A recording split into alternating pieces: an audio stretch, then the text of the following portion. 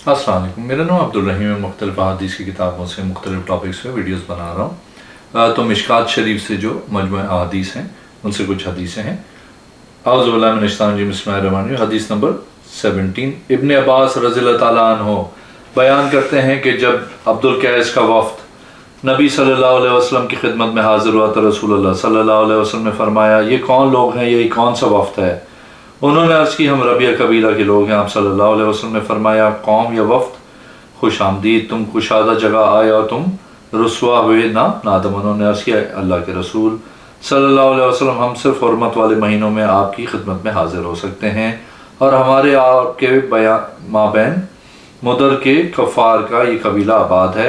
आप किसी फ़ैसला कुन अमल के मुतालिक हुक्म फरमा दें ताकि हम अपने पिछले साथियों को इसके मुताबिक बताएं और हम सब इसकी वजह से जन्नत में दाखिल हो जाएं।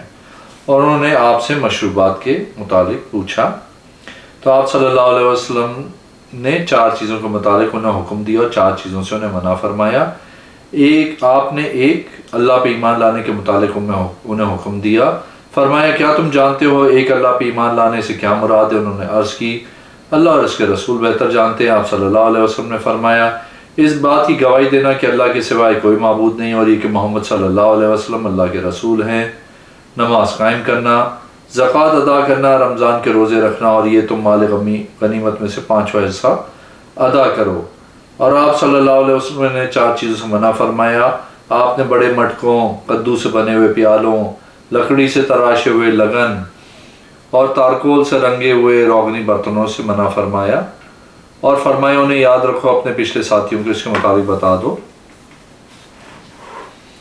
एक और हदीस नंबर 18। अबादा बिन सामत रज़ियल्लाहु ताला अन्हु बयान करते हैं, रसूलुल्लाह सल्लल्लाहु अलैहि वसल्लम ने जबकि आपके सहाबा कराम की एक जमात आपके इर्द गिर्द थी, फरमाया, तुम इस बात पे मेरी बैत करो कि तुम अल्लाह के साथ किसी को शरीक ना बनाओगे, तुम चोरी करोगे ना जिना करोगे, तुम अपनी औलाद को कत्ल ना करोगे, ना अपनी तरफ से किसी पे बहतान लगाओगे, ना ही मारूफ में नाफरमानी करोगे।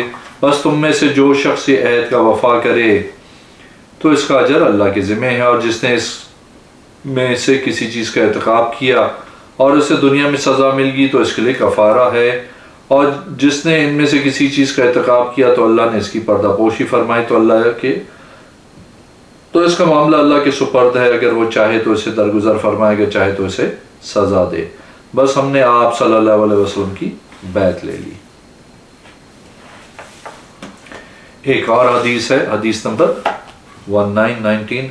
हज़रत अबू सईद खुदरी रज़ियल्लाहु ताला बयान करते हैं, रसूलुल्लाह सल्लल्लाहु अलैहि वसल्लम ईद-उल अज़हा या ईद-उल फ़ितर के मौके पे ईदगाह की तरफ तशरीफ़ लाए तो आप ख़वातीन के पास से गुजरे तो फरमाया, ख़वातीन की जमात सदका करो क्योंकि मैंने जहन्नुम में तुम्हारी अक्सरियत देखी है। उन्होंने अर्ज़ किया, अल्लाह के रसूल किस वजह से?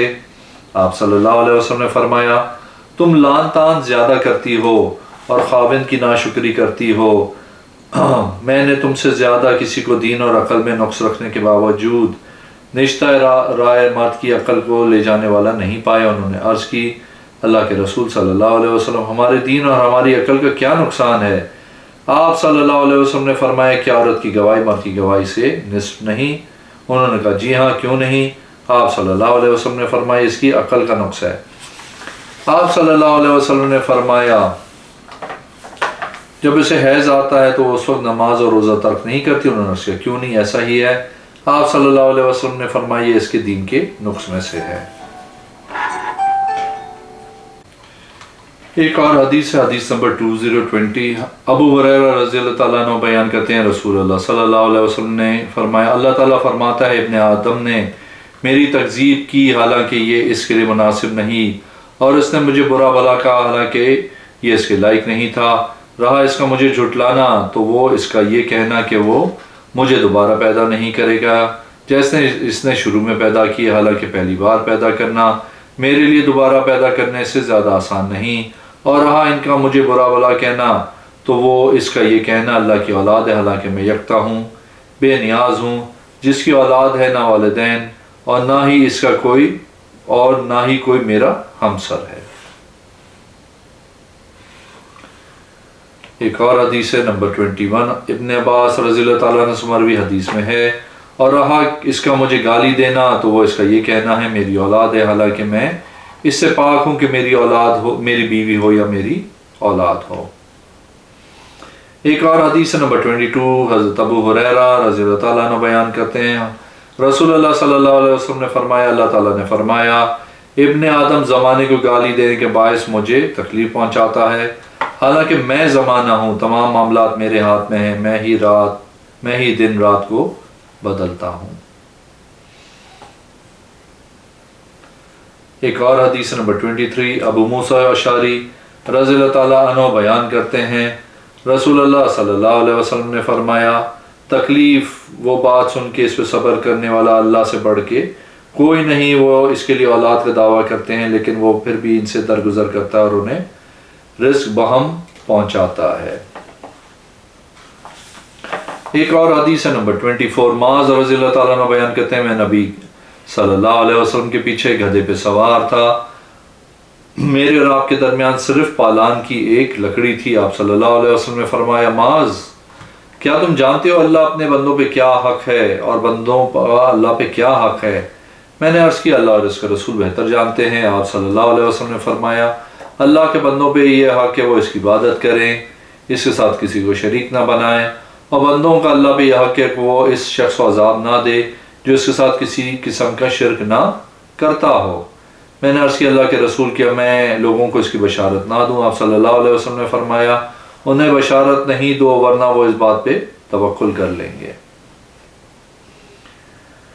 ایک اور حدیث نمبر 25 انس رضی اللہ تعالیٰ عنہ سے روایت ہے کہ نبی صلی اللہ علیہ وسلم سواری پہ تھے جبکہ معاذ رضی اللہ تعالیٰ عنہ آپ کے پیچھے بیٹھے تھے۔ آپ صلی اللہ علیہ وسلم نے فرمایا، معاذ، انہوں نے عرض کیا اللہ کے رسول سعادت مندی کے ساتھ حاضر ہوں۔ آپ نے پھر فرمایا، معاذ، انہوں نے عرض کی اللہ کے رسول صلی اللہ علیہ وسلم سعادت مندی کے ساتھ حاضر ہوں۔ آپ صلی اللہ علیہ وسلم نے پھر فرمایا، معاذ، انہوں نے کہا اللہ کے رسول سعادت مندی کے ساتھ حاضر ہوں۔ 3 مرتبہ ایسا ہوا تو آپ صلی اللہ علیہ وسلم نے فرمایا، جو شخص صدق کے دل سے یہ گواہی دیتا ہو کہ اللہ کے سوائے کوئی معبود نہیں اور یہ کہ محمد صلی اللہ علیہ وسلم اللہ کے رسول ہیں، تو اللہ اس پہ جہنم کی آگ حرام کر دیتا ہے۔ انہوں نے عرض کی اللہ کے رسول صلی اللہ علیہ وسلم کیا میں اس کے متعلق لوگوں کو نہ بتاؤں تاکہ وہ خوش ہو جائیں؟ آپ صلی اللہ علیہ وسلم نے فرمایا، تب تو وہ توکل کر لیں گے۔ پھر معاذ نے گناہ سے بچنے کے لیے اپنی موت کے قریب اس کے متعلق بتایا۔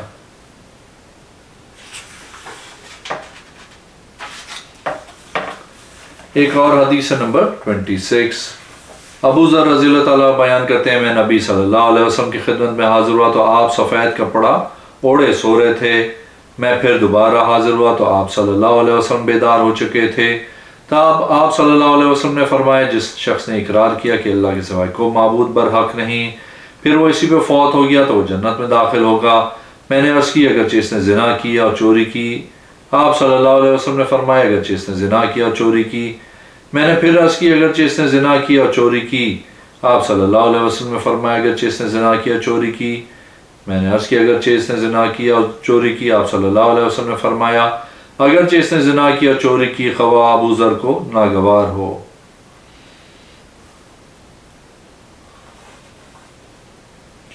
ایک اور حدیث ہے نمبر 28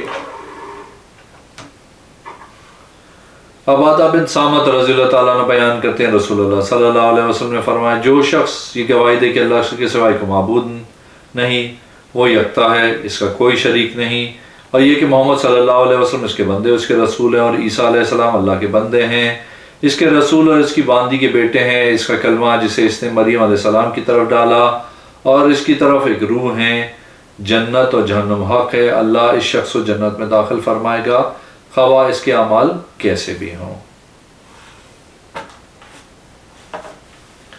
ایک اور حدیث نمبر 28 حضرت عمر بن عاص رضی اللہ تعالیٰ عنہ بیان کرتے ہیں، میں نبی صلی اللہ علیہ وسلم کی خدمت میں حاضر ہوا تو میں نے عرض کی اپنا دایاں ہاتھ بڑھائیں تاکہ میں آپ کی بیعت کروں۔ آپ نے اپنا دایاں ہاتھ بڑھایا تو میں نے اپنا ہاتھ کھینچ لیا۔ آپ صلی اللہ علیہ وسلم نے فرمایا، عمر تمہیں کیا ہوا؟ میں نے عرض کی میں شرط قائم کرنا چاہتا ہوں۔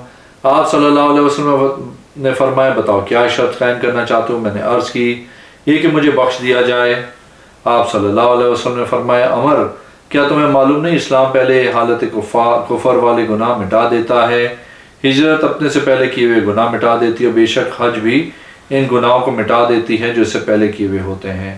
اور ابو ہریرہ رضی اللہ تعالیٰ عنہ سے مروی 2 حدیثیں، اللہ نے فرمایا میں شرکا کے شرک سے بے نیاز ہوں۔ دوسری حدیث میں کبر میری چادر ہے۔ ایک اور حدیث نمبر 29، معاذ رضی اللہ تعالیٰ عنہ بیان کرتے میں نے عرض کی اللہ کے رسول مجھے کوئی ایسا عمل بتائیں جو مجھے جنت میں داخل کرے اور جہنم سے دور کر دے۔ آپ صلی اللہ علیہ وسلم نے فرمایا تم نے ایک بہت بڑی بات کے متعلق پوچھا ہے، وہ ایک ایسے آدمی کے لیے آسان ہے جس پہ اللہ اسے آسان فرما دے۔ تم اللہ کی عبادت کرو، اس کے ساتھ شریک نہ بناؤ، نماز قائم کرو، زکوٰۃ ادا کرو، رمضان کے روزے رکھو اور بیت اللہ کا حج کرو۔ پھر فرمایا کیا میں تمہیں ابواب خیر کے متعلق نہ بتاؤں؟ روزہ ڈھال ہے، صدقہ گناہوں کو ایسے مٹا دیتا ہے جیسے پانی آگ کو بجھا دیتا ہے، اور رات کے اوقات میں آدمی کی نماز پڑھنا گناہوں کو مٹا دیتا ہے۔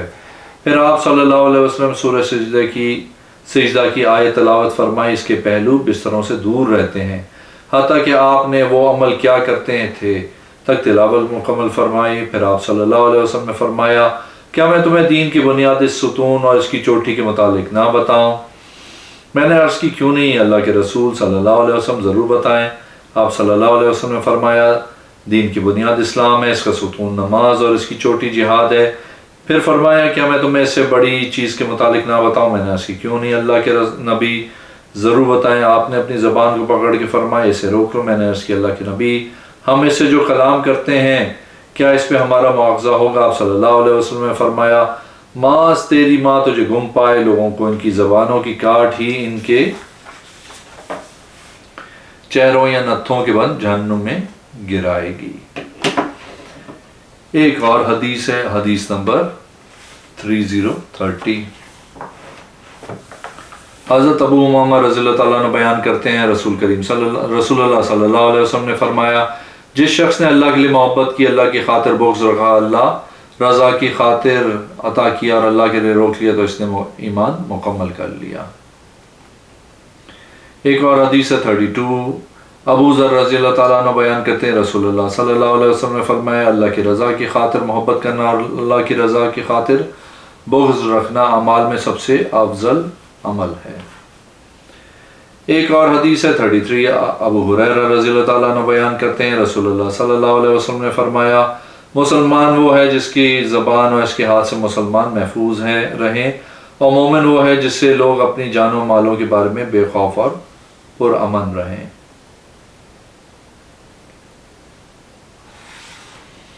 ایک اور حدیث نمبر 35، انس رضی اللہ تعالیٰ عنہ بیان کرتے ہیں رسول اللہ صلی اللہ علیہ وسلم جب ہمیں خطاب کرتے تو فرماتے جس شخص میں امانت نہیں اس کا ایمان ہی نہیں، اور جس کا عہد نہیں اس کا کوئی دین ہی نہیں۔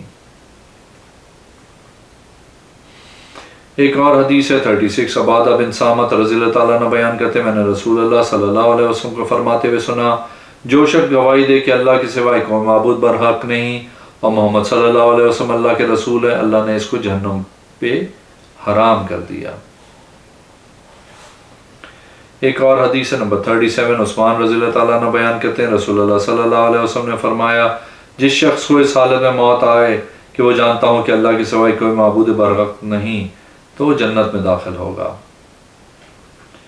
ایک اور حدیث نمبر 38، جابر رضی اللہ تعالیٰ عنہ بیان کرتے ہیں رسول اللہ صلی اللہ علیہ وسلم نے فرمایا دو خصلتیں باعث موجب ہیں۔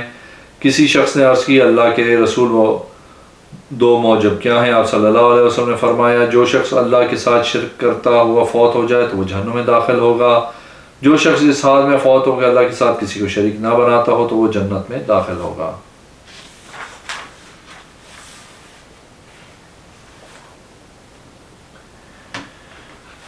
ایک اور حدیث ہے، حدیث نمبر 39، ابو ہریرہ رضی اللہ تعالیٰ عنہ بیان کرتے ہیں ہم رسول اللہ صلی اللہ علیہ وسلم کے ارد گرد بیٹھے ہوئے تھے جبکہ ابو بکر و عمر رضی اللہ تعالیٰ عنہ صحابہ کی ایک جماعت کے ساتھ ہمارے ساتھ تھے کہ رسول اللہ صلی اللہ علیہ وسلم ہمارے پاس سے اٹھ کے چلے گئے۔ آپ نے ہمارے پاس واپس آنے کی تاخیر کی تو ہمیں اندیشہ ہوا کہ ہماری غیر موجودگی میں آپ کو کوئی تکلیف نہ پہنچائی جائے، بس ہم آپ کی تلاش میں اٹھ کھڑے ہوئے۔ سب سے پہلا شخص میں تھا جو پریشان ہوا تو میں نے وہاں سے رسول اللہ صلی اللہ علیہ وسلم کو تلاش کرنے کے لیے روانہ ہوا، حتیٰ کہ میں انصار قبیلے کے ایک خاندان بنو نجار کے ایک باغ کے پاس آیا تو میں اس میں چکر لگایا تاکہ مجھے اس کا کوئی دروازہ مل جائے، لیکن اس میں کوئی دروازہ نہ تھا، لیکن وہاں ایک بیرونی کنواں تھا جس میں سے ایک نالی باغ کی دیوار سے اندر جاتی تھی۔ بس میں سمٹ کے اس راستے سے رسول اللہ صلی اللہ علیہ وسلم کی خدمت پہنچ گیا تو آپ صلی اللہ علیہ وسلم نے پوچھا ابو ہریرہ؟ میں نے عرض کی جی ہاں اللہ کے رسول صلی اللہ علیہ وسلم۔ آپ صلی اللہ علیہ وسلم نے فرمایا تمہیں کیا ہوا ہے کہ یہاں چلے آئے؟ میں نے عرض کی آپ ہمارے پاس تشریف فرما تھے، آپ اٹھ کر ہم آ گئے اور ہمارے پاس واپس آنے میں تاخیر کی تو ہمیں یہاں اندیشہ ہوا کہ ہماری غیر موجودگی میں آپ کو کوئی تکلیف نہ پہنچائی جائے، بس ہم گھبرا گئے۔ میں پہلا شخص تھا جو پریشانی کا شکار ہوا۔ بس میں اس باغ کے پاس پہنچایا تو میں سکڑ کے اس نالے کے ذریعے اندر آ گیا، جس طرح لومڑ سکڑ اور سمٹ جاتے ہیں، اور وہ لوگ میرے پیچھے ہیں، اور آپ صلی اللہ علیہ وسلم نے اپنے نیلان مبارک مجھے دے کر فرمایا اے ابو ہریرہ میرے جوتے لے جاؤ اور اس دیوار کے باہر ایسا جو شخص تمہیں ملے جو دل کی یقین کے ساتھ گواہی دیتا ہو کہ اللہ کے سوا کوئی معبود نہیں تو اسے جنت کی بشارت دے دو۔ تو میں سب سے پہلے عمر رضی اللہ تعالیٰ عنہ سے ملاقات ہوئی، ان سے پوچھا ابو ہریرہ یہ دونوں جوتے کیسے ہیں؟ میں نے کہا یہ دونوں جوتے رسول اللہ صلی اللہ علیہ وسلم کے لیے ہیں، اور آپ نے مجھے دے کے بھیجا ہے کہ میں ایسے جس شخص سے ملوں جو دل کے یقین کے ساتھ گواہی دیتا ہے کہ اللہ کے سوائے کوئی معبود برحق نہیں، میں اسے جنت کی بشارت دوں۔ یہ سن کے حضرت عمر رضی اللہ تعالیٰ نے میرے سینے پہ مارا تو میں سرین کے بل گر پڑا۔ انہوں نے کہا ابو ہریرہ واپس چلے جاؤ۔ میں روتا ہوا رسول اللہ صلی اللہ علیہ وسلم کی خدمت واپس آئے، جبکہ عمر رضی اللہ تعالیٰ عنہ میرے پیچھے پیچھے چلے آئے۔ رسول اللہ صلی اللہ علیہ وسلم نے فرمایا ابو ہریرہ تمہیں کیا ہوا؟ میں نے عرض کی میں عمر رضی اللہ تعالیٰ عنہ سے ملا تو انہوں نے میرے سینے پہ اتنے زور سے مالا کہ میں سیرین کے بل گر پڑا اور کہا واپس چلے جاؤ۔ رسول اللہ صلی اللہ علیہ وسلم نے فرمایا عمر تمہیں ایسی چیز کرنے پہ تمہیں ایسا کرنے پہ کس چیز نے آمادہ کیا؟ انہوں نے عرض کی اللہ کے رسول میرے والدین آپ پہ قربان ہوں کہ آپ نے اپنے جوتے دے کے ابو ہریرہ کا بھیجا تھا کہ تم ایسے شخص کو ملو جو دل کے یقین کے ساتھ گواہی دیتا ہو کہ اللہ کے سوائے کوئی معبود برحق نہیں، اس کو جنت کی خوشخبری سنا دو۔ آپ صلی اللہ علیہ وسلم نے فرمایا ہاں۔ انہوں نے کہا آپ ایسا نہ کریں، مجھے اندیشہ ہے کہ لوگ اس بات پہ توکل کر لیں گے، آپ انہیں چھوڑ دیں تاکہ وہ عمل کرتے رہیں۔ تو رسول اللہ صلی اللہ علیہ وسلم نے فرمایا انہیں اس حال میں چھوڑ دو تاکہ عمل کرتے رہیں۔ اگر آپ نے میرے چینل کو اب تک سبسکرائب نہیں کیا تو پلیز کیجیے، اس ویڈیو کو لائک کیجیے۔ اگلے میں انشاءاللہ حاضر ہوں گا۔ اللہ حافظ۔